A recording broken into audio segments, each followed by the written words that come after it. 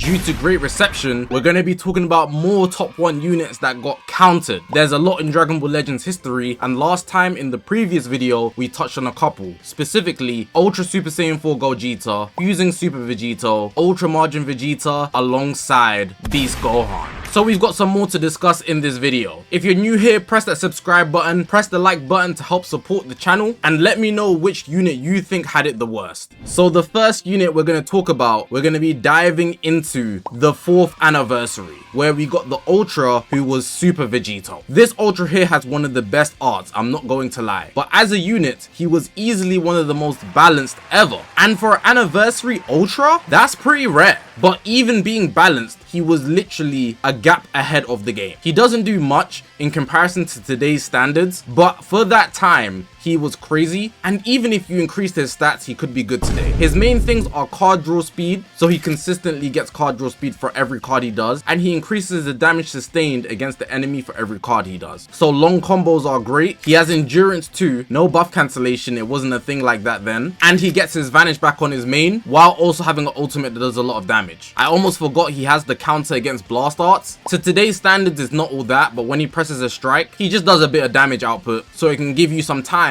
to restore your vanish. But here comes the huge boss, Final Form Cooler, red unit versus Ultra Super Vegito, who is a yellow unit. Honestly, straight mismatch. Now in comparison to today versus then, type advantage was game ending, because nowadays most units have type neutral in some degree. Even if it's just damage sustained on the defensive end, they just don't get melted as fast, so elements are kind of thrown out the window. Not completely, but they're not as impactful now. But back then, if you were type advantage countered by someone goated, just put the fries in the bag, it's over. Now Cooler was great, and for one reason in specific. He hates Super Saiyans. He absolutely despises Super Saiyans. He does extra damage inflicted to specifically Super Saiyans. He goes type neutral if he's fighting a Super Saiyan. And if you pair that with the fact when he hits a strike art, he's able to lock you in, not a complete no switching, but he increases the timer count, which basically means you're to his mercy for the next 2 cards. And surprise, surprise, if you are a yellow Super Saiyan, you're not really gonna survive that. And then to make matters worse, if he pops his main ability, he'll be able to nullify endurance. Again, buff cancellation wasn't a thing like that then. So once he pops his main, he's free to nullify endurance for a numerous amount of ways. Strike arts, blast arts, blue card, ultimate, tap attack, rising rush. Super Vegito got absolutely stomped. There was nothing left for him when this guy dropped. Now granted, Ultra Super Vegito is still an ultra and could go type neutral, but on the defensive end, a complete liability. So it made sure that he quickly phased out. He didn't even make it to the end of the year. It was only a month or 2 after the fact of the anniversary for Ultra Super Vegito to have his funeral held. Final Form Cooler actually just did so much damage for that time, for no reason. And honestly, they didn't need to drop him. Out of all Ultras, out of all characters that could have got counted in the history of Dragon Ball Legends, if anybody deserved it the least, it was Ultra Super Vegito. It was so unnecessary, but it happened. And that's why you don't see Ultra Super Vegito right now, because the minute he comes back, Cooler's probably going to come back, and the rest of the lineage of evil. Especially with Ultra Golden Frieza, God forbid they give Cooler platinum equipment, Super Saiyans are going down. So if you're expecting a Super Gogeta, another Super Vegito, or any other Super Saiyan that could be high rarity, well, you're inbound for a Final Form Cooler plat right after, and it's gonna take them down pretty quick. What's hilarious is, right after Final Form Cooler released, they literally dropped Blue Beast Gohan. Now, I don't even have much to say about Blue Beast Gohan, and I spoke about Final Form Cooler in the previous section quite a bit,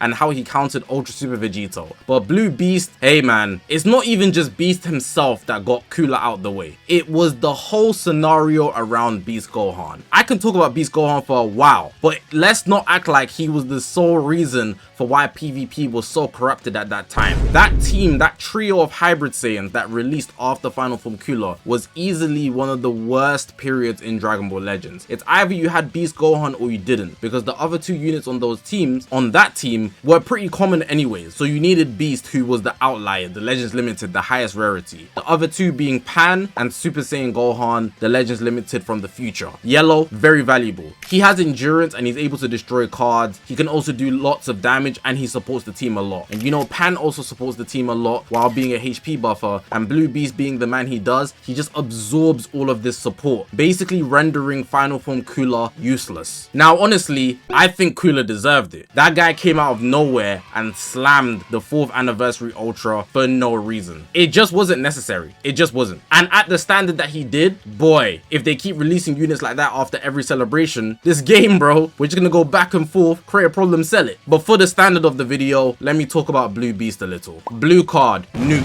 Strike cards, nuke. Ultimate, nuke. You try Rising Rush him, hey man, I'm getting endurance. You can't nuke him. Combo potential, maximum. You literally just can't mess up with this guy, and the only way to stop him really was by using Pan, because she was an amazing tank, or using Future Gohan who can destroy cards, but your switches have to be impeccable. The timing that you switched into characters, that's the only way. But now I'm just talking about Beast Gohan, him being blue versus the red. I already told you how serious type advantage was back then, because there wasn't a lot of units with type neutral. Even defensively, I don't even think that was a thing at all. So once you got that blue versus the red, if the unit was at least top 5, that red is really in a risky position, and Cooler just got out of there, never really made a return. It's just a shame. Not for me though. Thank God that guy died. We've got Ultra UI Goku. Now this was the 2023 Festival Ultra. Very valuable. That dodge that he does, just like all the other Ultra Instinct units, is amazing, because if you can't get hit, you won't lose. So he's just gonna keep gliding and dodging all those strikes and blast. But what's special about this guy is that even if you're in a combo, if you follow it up with any forward moving attack, so a strike or a blue card, he's gonna just flip out of it as long as he has his gauge filled. There's also nicer things, such as when you try to substitute out when he's in a combo, he's gonna drag you back in and you have no switching applied for, I believe, a couple timer counts. It's like 2, and then he'll be able to hit his ultimate. And another nice thing that I specifically like, when he pops his main, he gets his nullification of endurance through that. So depending on your timing, you can nullify people's endurance through strikes and blasts and even tap attacks. You don't have to focus on blues or ultimate, especially nowadays where those big attacks can get cancelled. The nullification of endurance just disappears. You don't really want to deal with that. So that gave UI all the grace. But there's 2 things that happened to Ultra UI that made him basically fizzle out. The first thing I want to talk about is Beast Gohan. Now Beast Gohan being a melee type, he's not exactly able to break through Ultra UI, because if a blue card happens, he can flip out of it, you know. If it hits him first time, sure, but in a combo he can flip out of it. And even the strike cards, you know how it happens, and the blast cards, he can dodge those things. But if Beast Gohan does manage to land a blue card, UI Goku, say goodbye. It's over. You're getting one shot, bro. Beast Gohan in his prime in that same festival was a problem. Red Beast, menace, bro. If he hits a blue card against you, and he's always gonna have another one, he's like a shotgun, just shooting it and then reloading, quick pump, he's taking you out. Now I don't want to put Beast Gohan as the main cause, but he was the main red at that time being run in the same festival, so it's only natural that he'd be going up against this yellow. UI Goku could dodge, especially because Beast is a melee type, like I said, but if Beast Gohan was a range type, it might have been a different story. Anyways, we gotta move forward into the future, where we get into the year of GT, and in this year of GT, that's where we see the main antagonist for UI Goku, the GT menace, the 1940s dictator, Super 17. This guy here was everything to go against UI Goku, and I hate when they do this, because you can see they studied UI Goku's kit like an exam. They went through every single line and they found ways to make it so that these things become futile. First off, let's start with the fact that UI Goku, he has the dodge, so he's able to avoid strikes and any forward moving attacks mid combo. Hey, Super 17 is going to be range type. Let's obviously point out the elephant in the room. UI Goku's yellow, Super 17 is red. Let's also go into the fact that UI Goku's a range type, so they made Super 17 have the green card. Granted, there's older Super 17s that also have that green card, but the timing of it when the whole year was GT clearly was the best position for them to get rid of UI Goku. But we're not done. UI Goku has the snipe, so the lock-in I spoke about. Super 17 being red, hey man, if you hit that ultimate after you lock me in, I'm type advantage, so it's not gonna hit crazy, and I'm gonna cancel your buffs. So let's get that stuff done. Literally every single way that you could outplay UI Goku was a strength of Super 17's, which pushed him into the dirt very quickly. It's not that he didn't come back later on, but it was very apparent that he fizzled out quickly because of Super 17 and all the powerful for opponent drama that was going on. UI Goku also had good teammates. He had Bardock and Goku. You could also run Beast Gohan with him, even though they don't mesh the best. Evil Ken, if you want to say as well, and Universe Rep with Jiren. He had options, but Super 17 was just that, bruh. That man, he's the devil, man. Something was wrong with him. That's not human, man. You're not regular, man. He is a serial killer, and he was a demon in human form.